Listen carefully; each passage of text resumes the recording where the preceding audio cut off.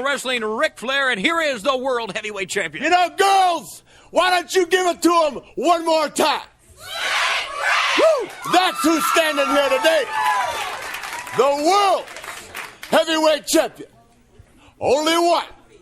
And you're looking, oh, girls, I can't stand it. Now I got to talk. We all got to be quiet. Nikita Koloff, we've only just begun. That's the end of it.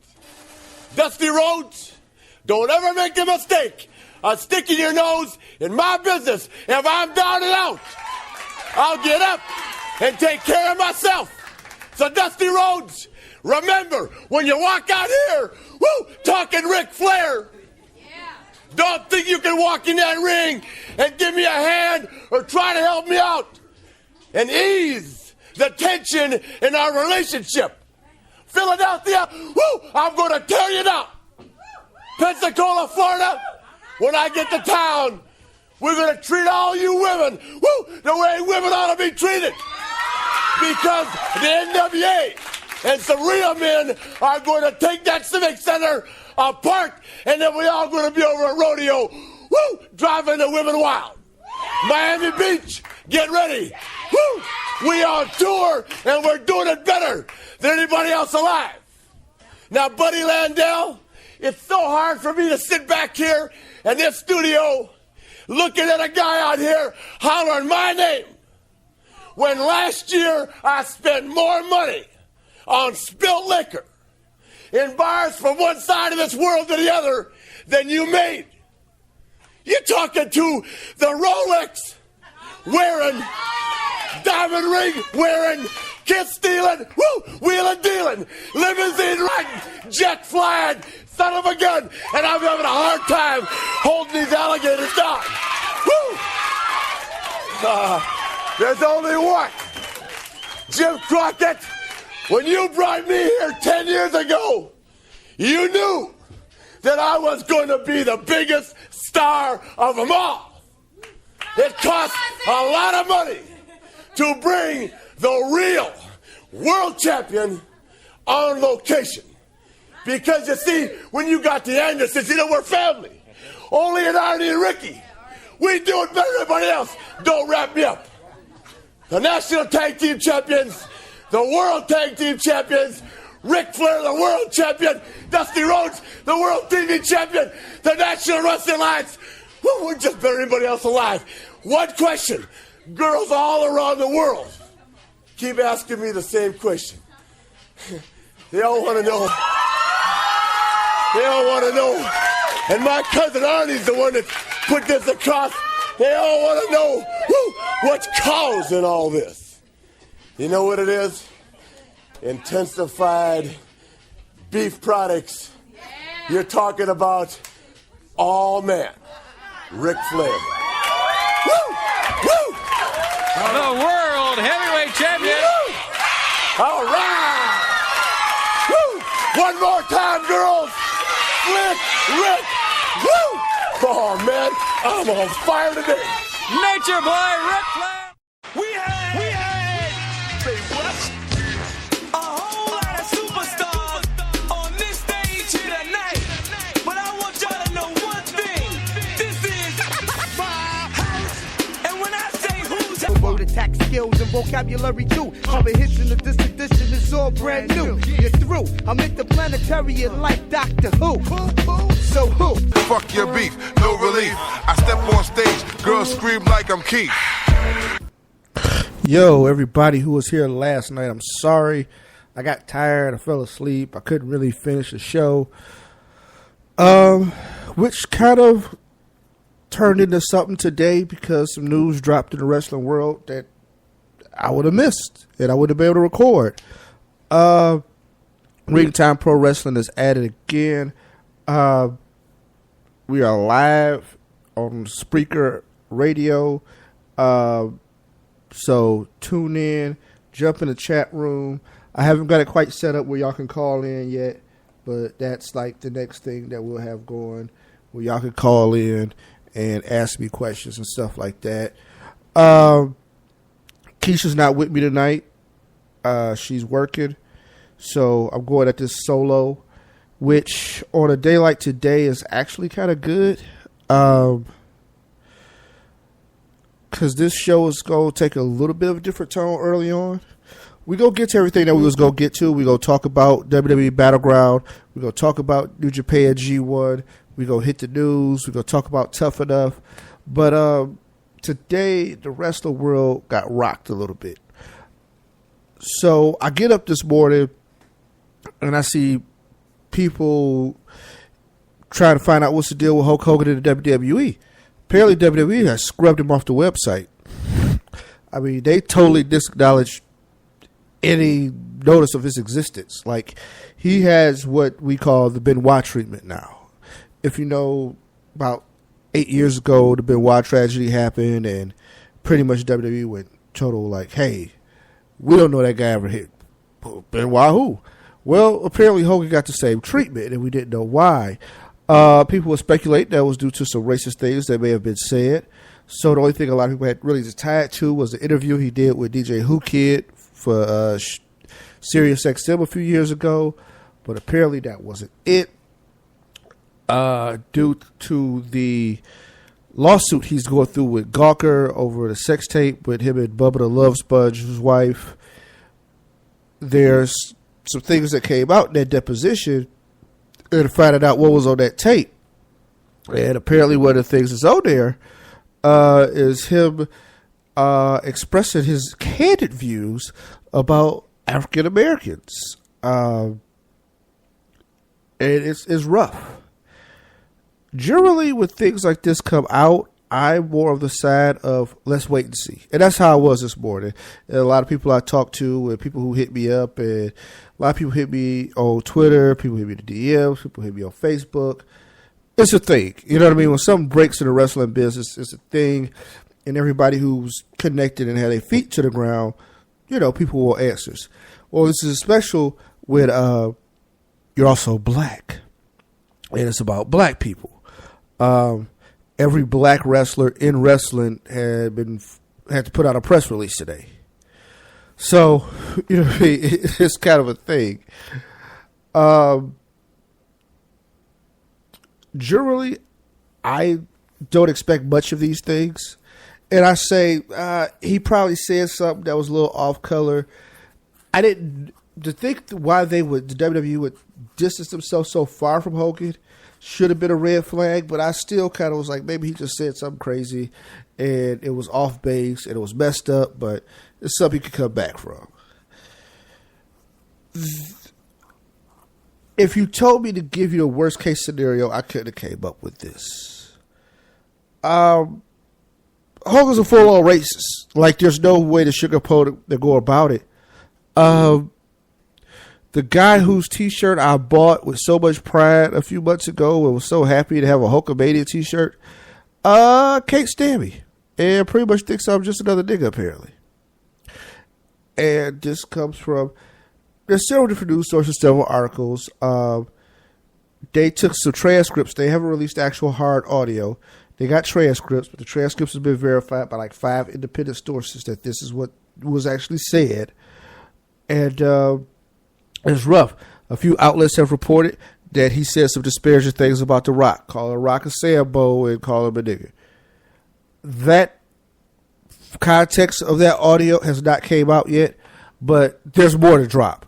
Like, the sad thing is this, as bad as this is, I think it's just the tip of the iceberg. But Hulk Hogan is effectively done in wrestling. Period. 62 years old. The only place you can go is a publicly traded company, which is not going to mess with you. Nobody wants that brand associated with them. You know what I mean? And if you don't know what actually happened and why the WWE terminated their contract with Hogan, and I mean, they were able to get out of it with no problem. Here's what happened. So he's explaining to the lady that he had the sex tape with, hey, his frustrations with his daughter, Brooke. We all know Brooke for the reality show, her time with TNA. This is what he was saying. And this is a quote, so this is his actual words, and I'm reading it, and this is bothering me. I don't know if Brooke was fucking the black guy's son. Hulk raved, sources add. I mean, I don't have double standards. I mean, I'm a racist to a point. Fucking niggers. Okay, we'll pause right here. I'm a racist to a point. Okay. Racist is kind of an in or out thing. You either are or you're not. And apparently he is. And that's what I'm not stretching characterization to say Hulk Hogan is a racist. Self-admitted in his statement. So from now on, he's labeled a racist. You can't fix that with me. You know what I mean? Go ahead and get your Confederate flag. You can't fix that with me right now. So that right there is just, I knew he meant what he's saying. Also, fucking the black guy's son. To give you some context, Hogan was upset. He thought that Brooks' music career, the way it turned out, he said there was a black billionaire who was going to help her out, and he thinks she was fucking his son. I don't know who this black billionaire is that's interested, and whose son it could be. That's also a very interesting thing. Right now, that guy remains unidentified and probably wants it to keep it that way. And then just finish out with fucking niggas just to close out a sentence. He pretty much don't like black people, right? Period. But when it comes to nice people and shit, whatever. Now, I don't know what he's saying here. Like, I don't know if he's saying, like, hey, they do have some good ones, but, you know, whatever. You know what I mean? I don't know. It's really hard to deal with when you deal with racists because they're so stupid and ignorant that they rarely make any kind of sense. And then it comes down to, look, I mean, I'd rather if she was going to fuck some nigger, I'd rather have her marry an 8-foot tall nigger worth $100 million like a basketball player. Because the only black people, and here's the thing, to use black people exclusively with nigger is as a whole, but the only thing that's capable of being worthy of your daughter for it probably can dribble a basketball. Because there's probably no black doctors available. There's no black lawyers. I mean, I'm sure there's no, black CEOs or vice presidents or anything else that can nature. Pretty much if it ain't a nigga with a jump shot, there's no chance. 8-foot tall also, I don't know if they still make those. I haven't seen an 8-footer in life. But okay, I digress. I guess we're all a little racist. Fucking nigger. You notice how he closes with fucking nigger a lot. Like, that's his close to conversations about this kind of thing. I can't help him. You know what I mean? And he issued some kind of bullshit apology, which, yeah, I call the apology bullshit. I'm sorry. I have no stock in that apology whatsoever. This is deep rooted in your soul. This is a visceral reaction to something. Like, you really feel like this is what it is. And this is how you view society. And that sucks. It sucks to me that the guy I grew up on and don't get me wrong, I never thought Hulk Hogan was some kind of paradigm of integrity, right? Not going to confuse that. Not going to say that I didn't know that there's racism in professional wrestling. I've complained about it on this show. I've written about it. I had a whole episode called Watch a Wrestler While Black. And some of the compromises you make as a black person when you watch wrestling. Just because your guy's probably going to lose. You know what I mean? Or he's going to be stuck in a fucked up gimmick. Right? That's what it is. You deal with it. This is next level. Very next level. And it sucks. I mean, and it comes at a time where we are are trying to convince the world to understand that Black Lives Matter. And although Hogan ain't out killing black people, he holds one of those ideas or principles in the back of his head that makes you understand why there's a lot of people who don't value us as fellow humans. Like, when we tell you that Black Lives Matter, you get mad and say all lives matter as a response to shoot down the fact that we're trying to tell you, we know all lives matter. Nobody's disputing that. The problem is you don't understand that Black Lives Matter. And that's where we're going at here. And I had people who tried to make excuses for Hulk, and I don't think they get how deeply this cuts. This guy's a spokesperson for a company. This guy was a guy that was out front. Say your prayers, eat your vitamins, train hard. Okay, we knew that was a crock because he was on steroids. But he still was a guy who appealed to kids. And now he's spitting in all those kids' faces like, I couldn't stand none of you. Because you're not good enough. You're obviously not good enough to date his daughter. Even if you are the son of a billionaire, apparently, you're not good enough for his daughter. You better be this mythical 8 feet tall. Other than that, you're not good enough. And the thing is that people like that who purport themselves in the public, it's the most dangerous kind of racist. This is just who this guy is at his core.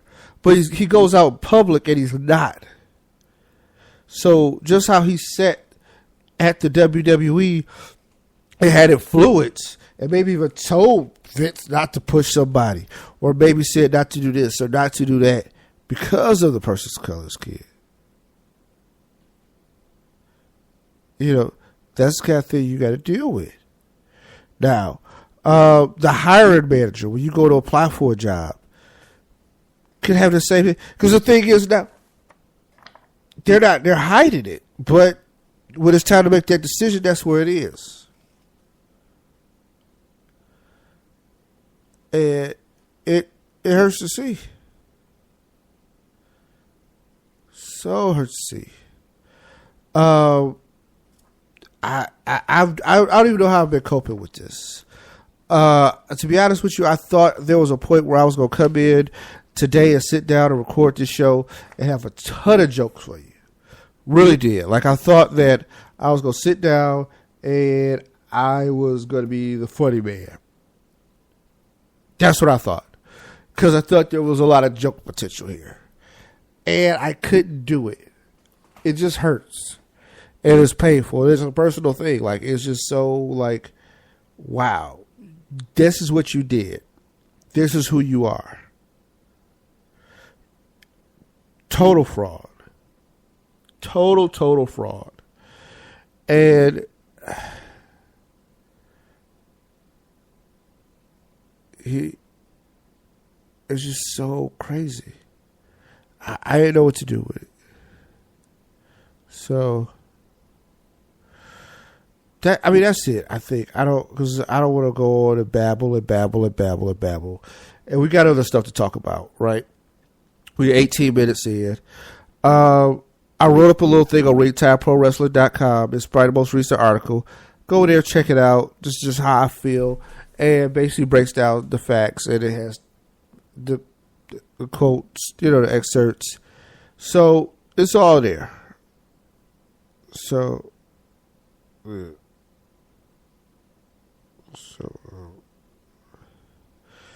I don't know. I don't know what to do with a lot of this, and I'm kind of scrambled. And I apologize. But let's get on to the rest of this wrestling, because it's like it's all so bad. You know what I mean? Like, it's just, why did he do this, and why? So I don't have a guy. It's my guy. You know what I mean? But okay, neither here nor there. WWE BattleGround. I didn't expect a lot from BattleGround. One thing I know about BattleGround, it's in between pay-per-view. The key is to get ready for SummerSlam. SummerSlam is the second biggest pay-per-view of the season. Like, it's the pay-per-view of the it's the pay-per-view of the season, second biggest pay-per-view of the year. Like, it's the only one that gets its own week where people still come down and kick it for SummerSlam, and they have their own SummerSlam stuff. So let's be, careful and understand that not a lot was going to change at BattleGround. But still, all in all, I thought it was okay. There were some flaws in some of the execution, but I can live with it. Wade Barrett finally defeats R-Truth. I think that was excellent. I think Wade is the most disrespected King of the Ring that has ever won King of the Ring. I still hold on to that because it's like, damn, the guy had a lot of potential. It's just like, I don't know. They don't know what to do with him. They didn't get the right manager. I don't know. Or if they get the manager, just give it enough time. I think, he's won as a heel too much. That whole Nexus thing where he should have went over, I think that just changed the whole trajectory of his career. But neither here nor there. Good work. He finally defeated R-Truth. So R-Truth does not get to become the actual King of the Ring and wear the crown and stuff like that. He just go back to the Burger King crowd and say, what's up? So that happened. Randy Orton defeated Sheamus in a very physical match that I had underrated. Like, I really didn't think it was going to be that good. It turned out to be a lot better than I expected. And I think they're not done. Sheamus got the briefcase. I think Randy may try something where, he can get the briefcase. Maybe there's a match for the briefcase. But other than that, no. I think everything will be consistent with the cashiers and stuff like that. Primetime players defeat the New Day. They retain their belts. There was no doubt. I think it was just too early to take the belts off the primetime players. And I think they probably want to see who else is out there, what series is out there worth watching, kind of take the time.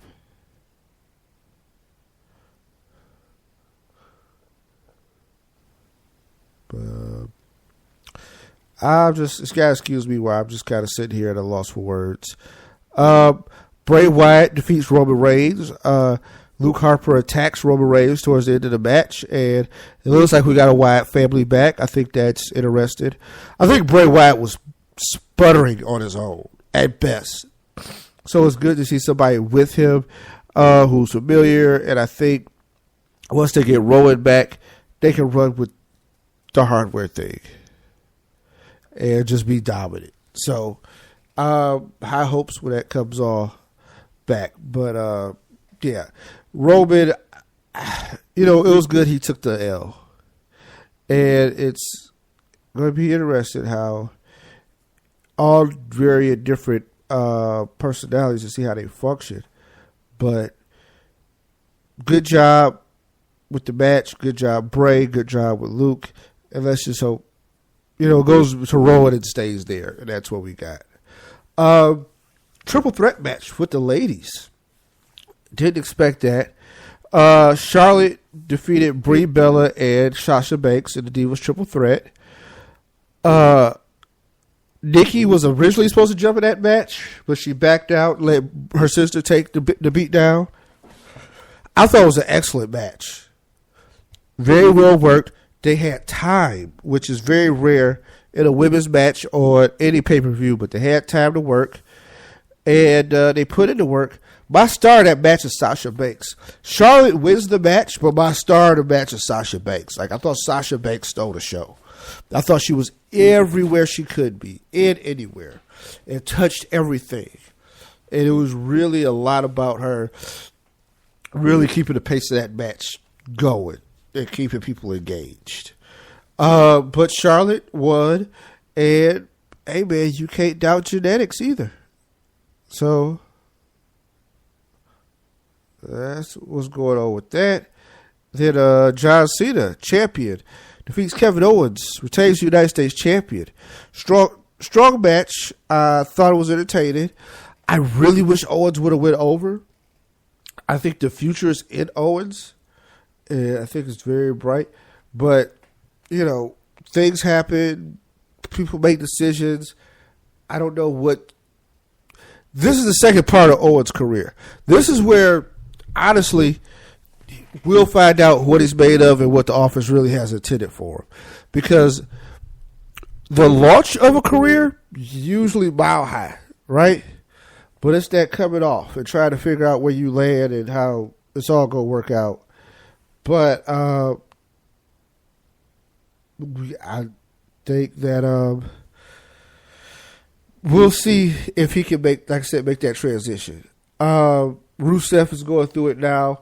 When you're not that dominant force anymore, how do you come back and integrate yourself? Because you're back on the roster. You're back in the open field of Sharks. So how do you maintain and how do you deal? Seth Rollins, champ, retains his title in a no contest. If you watch the first 8 minutes of this match, Brock Lesnar goes absolutely apeshit and destroys Seth Rollins. Rollins took about 13 Germans. Got F5, nothing he could do. I mean, he was pretty much done. But Seth got some help from an old friend, the Dead Man, who feel like he deserves something. But yeah, they came down with this situation, and now we got SummerSlam looking at us with Undertaker versus Brock Lesnar. Not sure how that's selling early on, but it's really like weird. It's all kind of weird, and I don't know. But that's where we at right now. Seth Rollins don't have a dance partner for SummerSlam. Maybe he gets one. And we are what we are. Yeah. But that was that. We'll see how it all moves forward. And other than that, this weekend, if you stayed up late like me, well, I didn't stay up. I actually went to sleep, got some sleep, set the alarm, woke up. Couldn't miss New Japan, open it up, the first part of the G1 tournament. Not every match was G1 either, which is kind of cool. So they opened up the show. They did this last night when I was watching the show. The open part of the show, the first like 3 or 4 matches are like the actual match. So it was time to figure out how we was going to maximize money based on these heroes or not heroes concepts, right? So, like I said, G1, really, really good so far. The opening match, still, I don't know what it is. It must be New Japan rule. Great Muta and Tiger Mask have to be involved in every opening match some kind of way. Or maybe it's some kind of fun to know, to wear, to travel to, whatever. The first night, Block A wrestled. Just because you don't know how it works, there's 10 wrestlers in each block, 20 wrestlers. People get eliminated. Things happen. And just see what they have. Because I don't know if anybody has my work info, and I probably don't want to say anything there. But, yeah, excellent matches. I don't have all the score breakdown yet. I'll have that next week when we get closer because we're going to start really narrowing down certain things soon. So, without further ado, I mean, I guess I could talk more G1, but we'll leave that alone. And like I said, without further ado, we'll take a break and then come back with some news and birthdays. And, we'll treat it like a regular show. So that's what it is. And since The Undertaker wants to make this personal, allow me, my client, Brock Lesnar, conquered your undefeated streak at WrestleMania. My client, Brock Lesnar conquered your undefeated streak at WrestleMania. You sold your soul to the devil to exact revenge on Brock Lesnar because my client, Brock Lesnar, conquered your undefeated streak at WrestleMania. You can sell your soul to the devil, but your ass belongs to Brock Lesnar.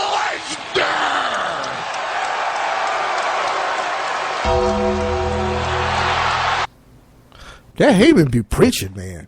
Woo, that Heyman be preaching. Man, he goes in. Boy, he goes in. He said, your soul may belong to the devil, but your ass belongs to Brock Lesnar. I gotta sip on a Heineken for that one. Also, roughest part about doing this by myself, can't drink and take breaks and stuff like that. Generally, I have a little problem sometimes, but I need to drink a lot of liquids, especially with trying to get this done a certain way. And not having Keisha here is rough. Excuse me.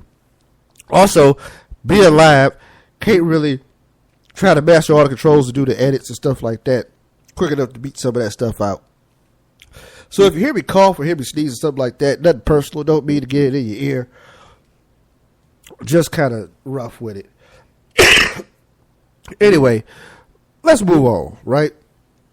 So like I said, G1 Climax opens up. And you know what? Before the break, I realized I half-assed that part of the segment. I really did go real hard into what G1 is. Because a lot of you may not watch New Japan or be exposed to Japanese wrestlers. So let me give you a breakdown of what G1 is. G1 is a 20-man round-robin tournament. It's been around since the late 70s. It had many different incarnations, and it goes a few different ways. This is the largest G1 tournament ever. It is going to last for the longest it has ever lasted because it's going to last 19 days. You got 20 guys broken up into two different blocks, Block A and Block B. It's a round-robin style tournament. Basically, it's almost like the Bound for Glory series because it's about a point system, and you just got scheduled matches. If you win a match, you get 2 points. If you lose, you get 0. If you cause a draw, you get 1. So, the person with the most points at the end of each block, Block A and Block B, will meet at the finals. That said person is kind of unofficial, but it's kind of like a WrestleMania tie-in. That winner will probably main event the Wrestle Kingdom show at the Tokyo Dome in January. So, be on the lookout. Like, this is big. This is their second biggest event of the year outside of Wrestle Kingdom. It's kind of like the Royal Rumble. Is probably the best way to put it because it has to tie into Wrestle Kingdom. So, that all being said, I can give you a rundown of some of the participants. They're not really overloaded with American talent. Like, I think there's like 4 Americans in the field, and only one of them is like an outside performer. Because AJ Styles is considered a New Japan guy, right? Carl Anderson and Doc Gallows are both New Japan guys. Bullet Club representing. Michael Elgin of ROH is the only like outlier, really, in that with the Americans that'll be participating in this. But you got some of the greatest Japanese talent you're going to see. Block A is the most interesting for me with AJ Styles, Doc, Tanahashi, Ibushi. But, I mean, Block B is going to be really good, too. You got Okada in there. You got Michael Elgin. You got Nakamura. It's also kind of weird that the champ is going to be in the tournament, but neither here nor there. Which means maybe there's a change or he just doesn't win a tournament. But, yeah, I thought I mailed it in a little bit earlier, and I'm sorry about that. And I want you guys to have a quality show. I don't care how tired I am. I'm just sitting around here, not really doing much, just talking, shooting the mechs. So, here we are. And now, for our usual thing we do around this time, the birthdays. Woohoo! It's your birthday. It's your birthday. Yeah. Okay. No. Sorry. But yeah, we've got birthdays still. So today is July 24th. So if you hang out around that time, 24th, Tori Wilson celebrates her birthday today. And I'm live, so I'm on time, even though it's late in the evening. But yeah, Tori Wilson celebrated her birthday. Going into tomorrow, Finn Balor. That's right. So tomorrow, Saturday, tell Finn happy birthday, NXT champion. I didn't get a chance to watch NXT this week. I will be up on it next week. Maybe we'll do live hashtag NXT something, right? So got that going. And that's pretty much it for the well, the 27th is a loaded day for birthdays, right? Which I think that goes over to Monday. And Doink the Clown, the original, Matt Bourne, Dolph Ziggler, and Triple H, and Shannon Moore all celebrate birthdays on the same day. Very weird. So,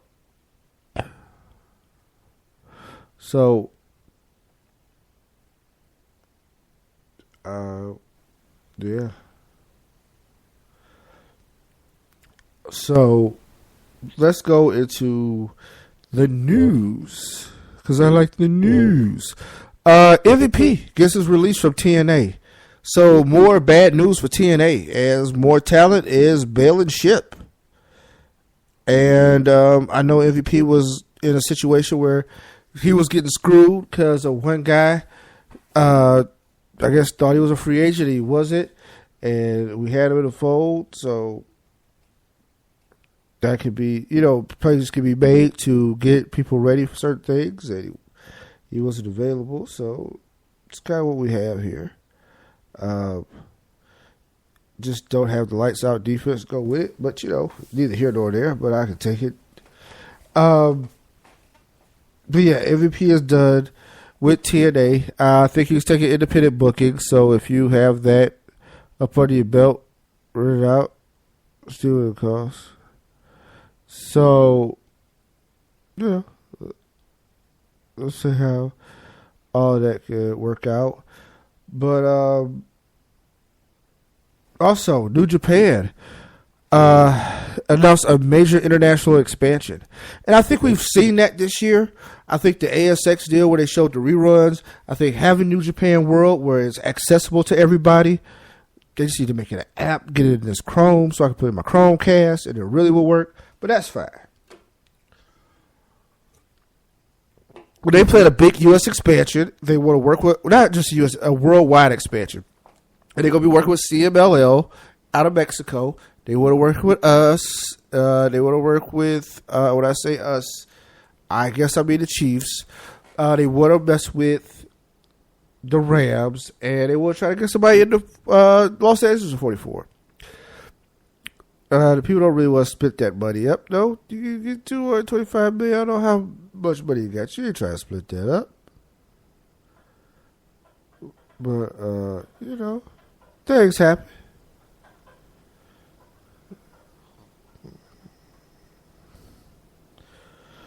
But, yeah, so they're going to work with CMLL. They're going to work with Global Force, Jeff Jarrett's promotion. They're going to work with Ring of Honor. And so it's going to be very interesting how the talent mixes and blings and what kind of matches we get out of it. But I think it's a good alternative.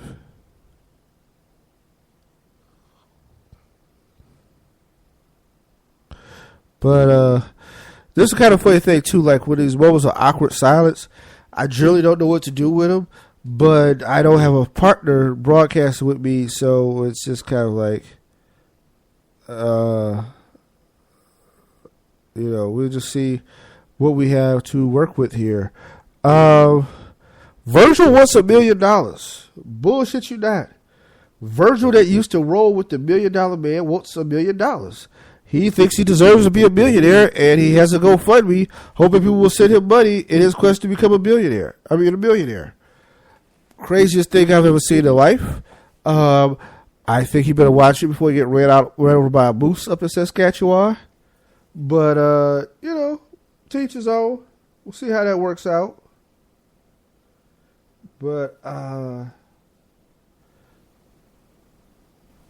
trying to find this information here. And everything has really been about Hogan. What can he do? And it's like, he's stuck. Like, there's no way out of this one. He is stuck. So,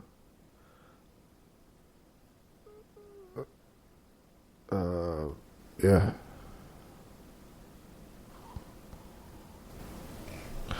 But, yeah. Believe that.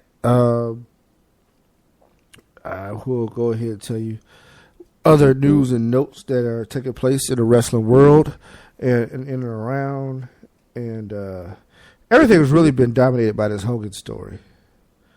But Piper said he thinks everybody needs to get a life. Rodman supports Hogan. I will say fuck all of that. Man, it's literally everybody talking Hulk Hogan racial rant. But hey, Bully Ray quits TNA. So he just got back and he's quitting again. Wow, it is rough over there at TNA. Maybe I shouldn't have got that job. And the funny thing is, I remember maybe 2 months ago we were celebrating them as they hired Billy Corgan, and we thought that he was going to turn. But are they just in so deep he can't even get it to spin around back on his heels?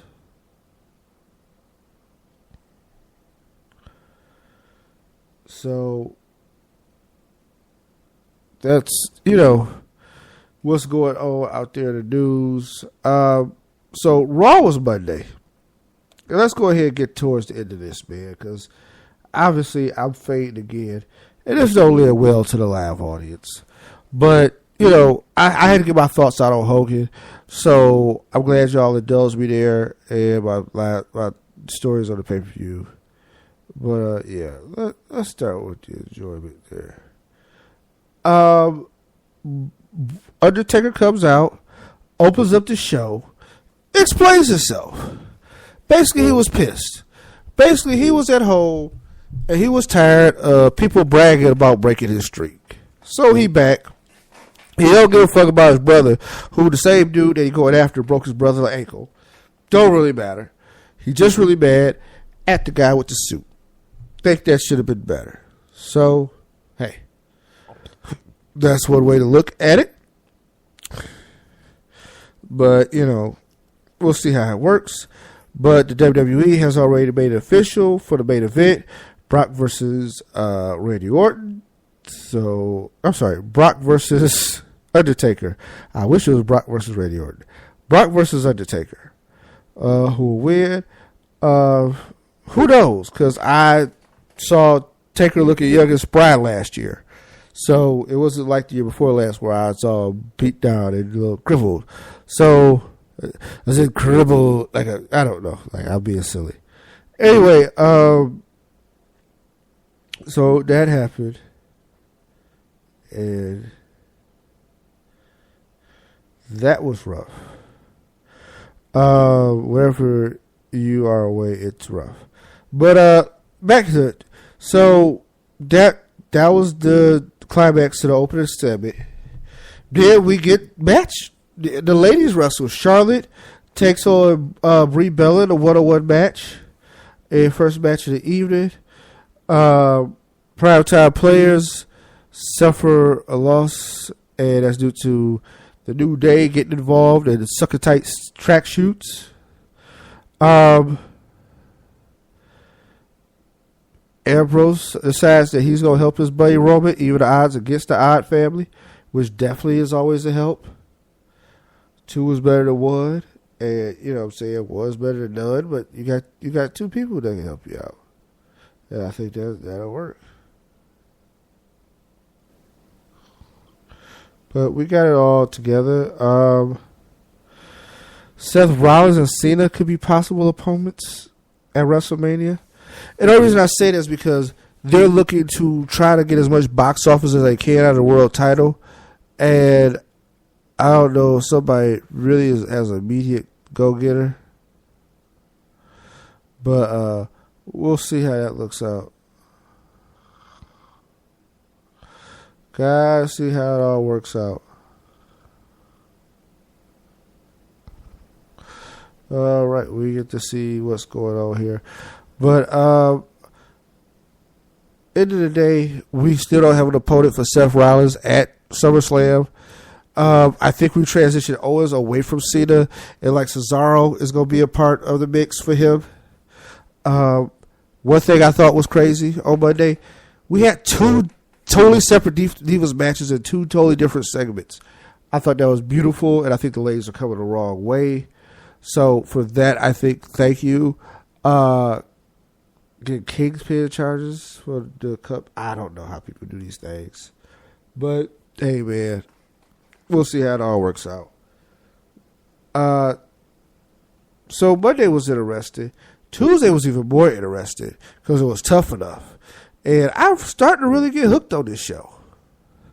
It's a reality-based competition, so sometimes people don't always be as nice as they should be, but hey, things got to go down sometime.